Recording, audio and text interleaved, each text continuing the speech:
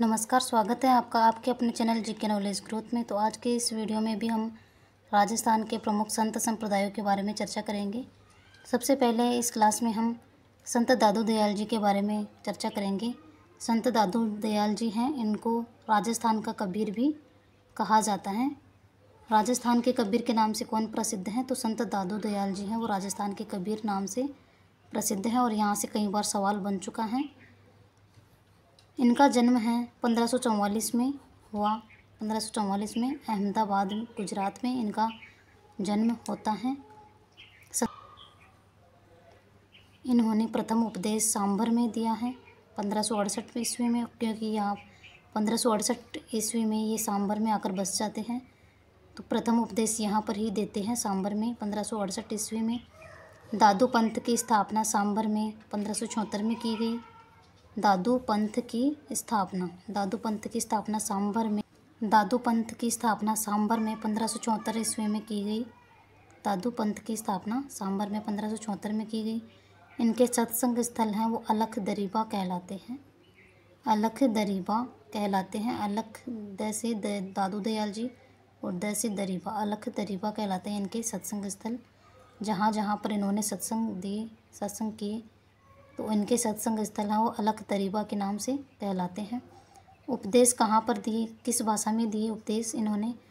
तो सधूकड़ी या ढूंढाड़ी भाषा में दिए उपदेश इन्होंने।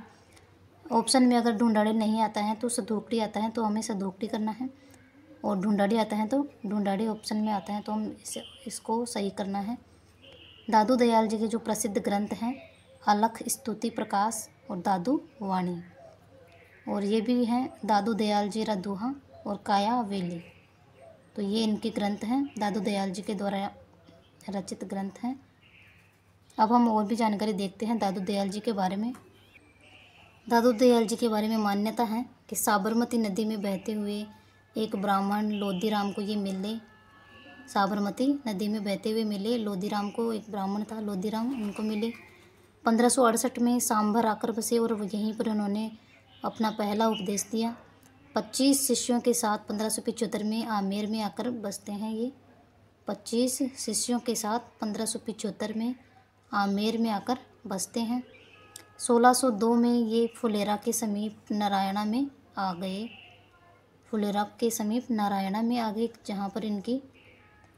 जहाँ पर इनका जो पंच तीर्थ है इनके नाम से, तो वहाँ का एक तीर्थ है ये नारायणा। 1585 में फतेहपुर सीकरी में अकबर से मुलाकात की इन्होंने। तो ऐसे संत कौन से हैं जिन्होंने अकबर से मुलाकात की? तो फतेहपुर सीकरी में संत दादू दयाल जी ने अकबर से मुलाकात की 1585 में। दादू दयाल जी के प्रधान पीठ हैं वो नारायणा में है। कहाँ पर है? नारायणा में है। इस पंथ के लोग अधिकांशतः अविवाहित रहते हैं और गोद लेकर शिष्य परंपरा को चलाते हैं। गोद ले लेते हैं और शिष्य परंपरा इनकी चालू रहती है। 152 शिष्य थे इसमें, और जिनमें से 52 हैं वो 52 स्तंभ कहलाते हैं। प्रमुख कौन थे? 52 थे, तो प्रमुख 52 स्तंभ कहलाए दादू दयाल जी के।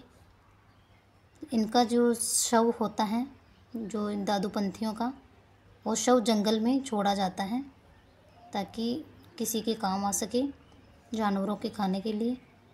दादू गुफा है जिसको दादू खोल भी कहा जाता है। यहाँ पर दादू जी ने समाधि ली भैराणा पहाड़ी नरैना में। दादू के पंच तीर्थ हैं और यहाँ से कई बार सवाल बन चुके हैं, आगे भी बनने की पूरी संभावना है। तो इनको हम जो जीजीडी वाले सर हैं गौरव सिंह घाणेराव, उनकी दी हुई ट्रिक से हम यहाँ पर पढ़ते हैं, क्योंकि ये उन्हीं के नोट्स मेकिंग पैटर्न पे ली हुई क्लास है गौरव सिंह घाणेराव सर की। उसमें मैंने कुछ अपडेट किए हैं, तो वही क्लास है। नरा से नारायणा, आ से आमेर, सा से सांभर, भरो से भैराणा और कल्याण से कल्याणपुर। तो ये 5 तीर्थ हैं दादू के 5 तीर्थ हैं। दादू जी के प्रमुख शिष्यों के बारे में हम बात करते हैं। तो दादू जी के प्रमुख शिष्य हैं गरीब दास जी और मिस्किन दास जी। गरीबदास जी और मिस्किनदास जी हैं, वो दोनों इनके पुत्र थे दादू जी के। और अन्य शिष्य हैं वो बखना जी हैं, रज्जब जी हैं जो आजीवन दूल्हे के वेश में रहे, सुंदरदास जी हैं जो राजस्थान के दूसरे शंकराचार्य के नाम से जाने जाते हैं, संतदास जी हैं, जगन्नाथ जी हैं, माधोदास जी और बालिंद जी हैं। माधोदास जी और बालिंद जी हैं, तो ये इनके प्रमुख शिष्य हैं सभी। अब इनको शिष्यों को हमें कैसे याद करना है, तो यहाँ पर मैंने अपने याद करने के लिए ये ट्रिक लगाई, गर्मी बरसू सन जगमा बाली। ये मैंने बाद में जोड़ा है क्योंकि जो मैंने अपडेट किए हैं इस क्लास में वो नाम ये हैं माधोदास जी और बालिंद जी, क्योंकि ये पहले नहीं थी इसमें, तो इसलिए मैंने इसको आगे इस ट्रिक को और भी बढ़ा दिया है। तो गर्मी बरसू सन जगमा बाली, गर से गरीबदास जी, मी से मिस्किनदास जी, ब से बखना जी, र से रज्जब जी, सु से सुंदरदास जी, सन से संतदास जी, स से संतदास जी, जग से जगन्नाथ जी, और माँ से क्या हैं ये यहाँ पर माधोदास जी, और बाली से हैं बालिंद जी। तो इनको गर्मी बरसू संजगमा बाली, गर्मी बरसू संजगमा बाली ऐसे हम याद रख सकते हैं। अब हम पढ़ते हैं दादू पंथियों की जो शाखाएं हैं, दादू पंथियों की शाखाएं हैं। दादू पंथियों की जो 6 शाखाएं हैं, ये मुख्य रूप से 5 शाखाएं मानी जाती हैं। अगर इनको यहाँ पर विभाजित नहीं करें तो विरक्त और निहंग को एक ही माना गया है। विरक्त और निहंग को एक मानकर की जो शाखाएं हैं, दादू पंथियों की शाखाएं हैं, तो ये 6 शाखाएं हैं। खालसा, नागा शाखा, विरक्त शाखा, निहंग शाखा, उत्तरादे शाखा या स्थानधारी और खाकी शाखा हैं। विरक्त और निहंग को एक मान लेते 5 शाखाएं हो जाती हैं इसकी। अब हम इनके बारे में पढ़ते हैं। खालसा जो शाखा है दादू पंथियों की, खालसा शाखा है, वो मुख्य पीठ है। खालसा शाखा का है मुख्य पीठ है और ये गरीबदास जी से संबंधित है। जो दादू दयाल जी के पुत्र थे गरीबदास जी, उनसे संबंधित हैं ये, और शिष्य परंपरा को मानने वाले होते हैं खालसा शाखा के अनुयायी, शिष्य परंपरा को मानने वाले। और ये खालसा हैं वो मुख्य पीठ से संबंधित होते हैं, गरीबदास जी से संबंधित होते हैं। नागा शाखा है वो सुंदरदास द्वारा स्थापित, नागा शाखा है वो सुंदरदास जी द्वारा स्थापित है, और इस शाखा के जो अनुयायी होते हैं वो हथियार रखते हैं। विरक्त जो शाखा है वो इसके अनुयायी हैं, साधु हैं, वो घूमते फिरते गृहस्थी साधु होते हैं और गृहस्थियों को उपदेश देते हैं। घूमते फिरते साधु हैं, गृहस्थी होते हैं और गृहस्थियों को उपदेश देते हैं। निहंग जो शाखा है ये घुमंतु साधु होते हैं। घुमंतु साधु यहाँ पे भी घूमते फिरते हैं और यहाँ पे भी घुमंतु साधु हैं, तो इसीलिए इनको एक कर सकते हैं विरक्त और निहंग को।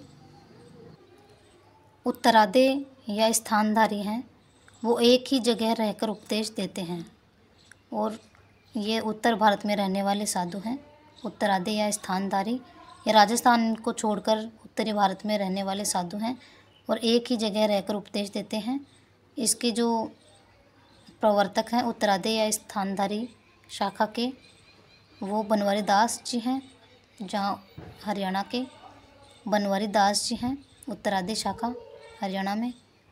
खाकी हैं, खाकी वस्त्र पहनते हैं और शरीर पर भस्म लगाते हैं और जटाएं भी रखते हैं। खाकी शाखा के अनुयायी, जो इनकी 6 शाखाएं हैं, खाकी शाखा के अनुयायी खाकी वस्त्र पहनते हैं और शरीर पर भस्म लगाते हैं और जटाएं भी रखते हैं।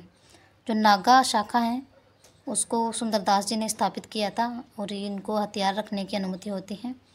नागा पंथियों को सर्वप्रथम जयपुर के सवाई जयसिंह ने सेना में भर्ती किया, क्योंकि ये हथियार रखते थे तो इसलिए इनको जयपुर के सवाई जयसिंह ने सेना में भर्ती किया।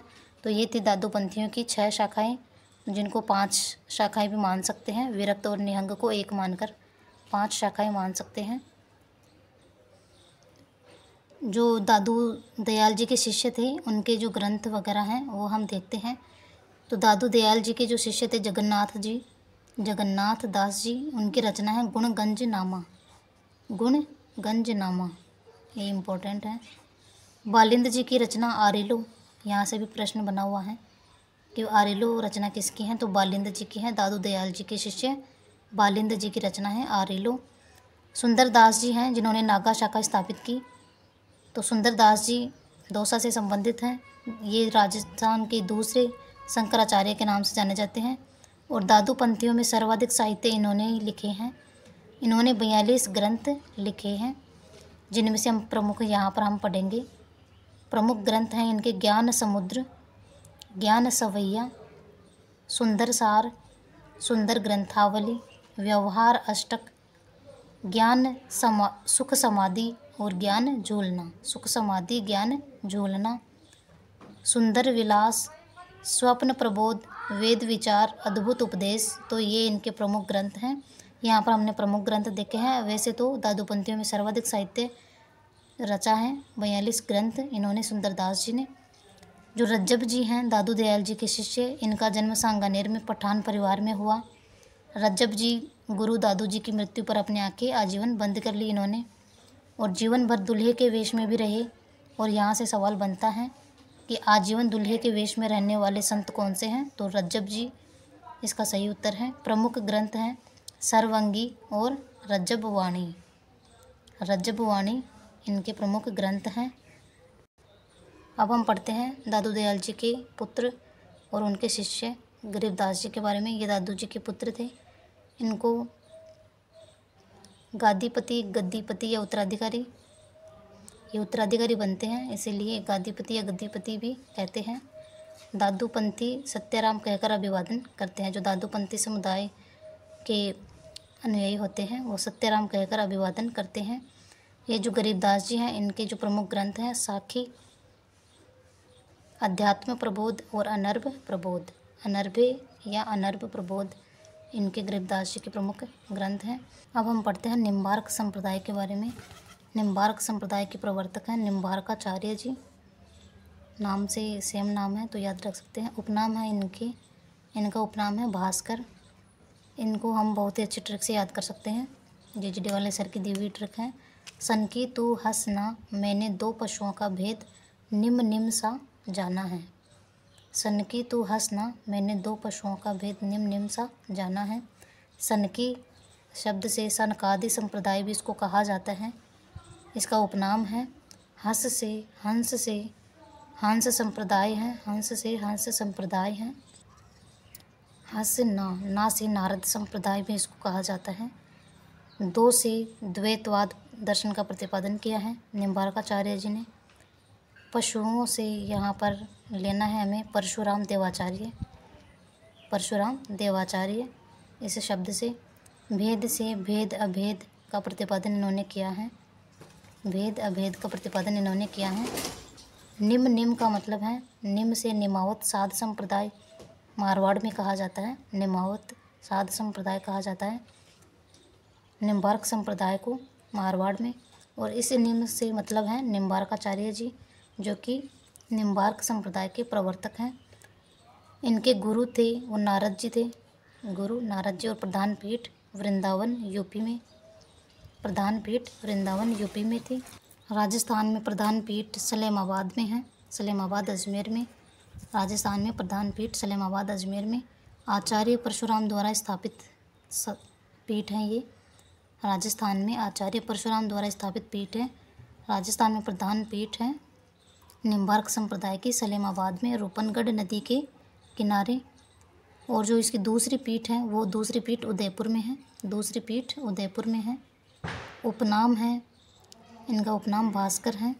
प्रमुख ग्रंथ हैं वो वेदांत पारिजात हैं।